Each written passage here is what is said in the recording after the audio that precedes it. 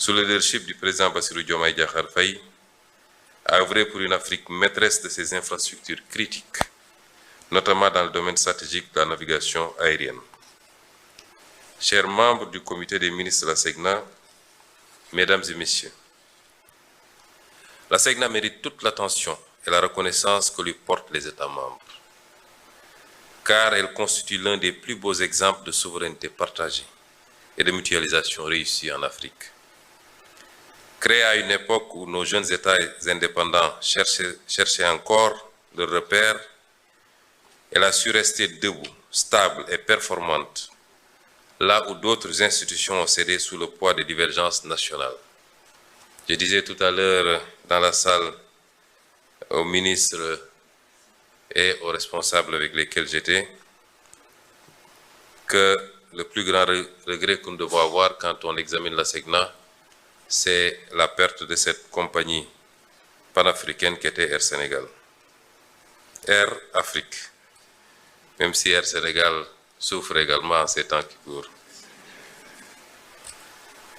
Les principes fondateurs de notre agence, que sont la solidarité, la compétence, la mutualisation et la neutralité technique, ont permis à la SECNA de transcender les aléas politiques et économiques, demeurant ainsi un instrument essentiel de la connectivité, de la sécurité et de la croissance africaine.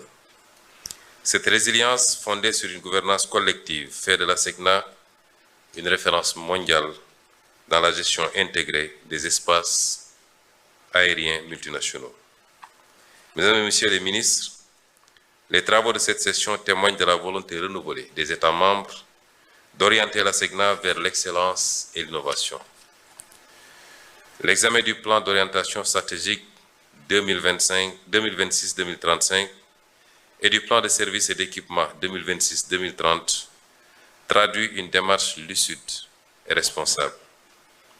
Dans un monde où les défis technologiques, environnementaux et sécuritaires s'intensifient, la planification stratégique devient un acte politique majeur, garantissant la durabilité, la compétitivité et la souveraineté de nos services publics régionaux.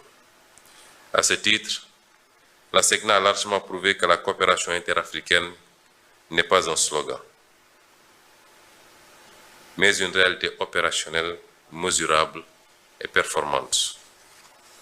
Les plans pluriannuels de la SECNA ne sont pas la simple addition de projets nationaux. Ils traduisent également la capacité des États africains à penser ensemble, à investir ensemble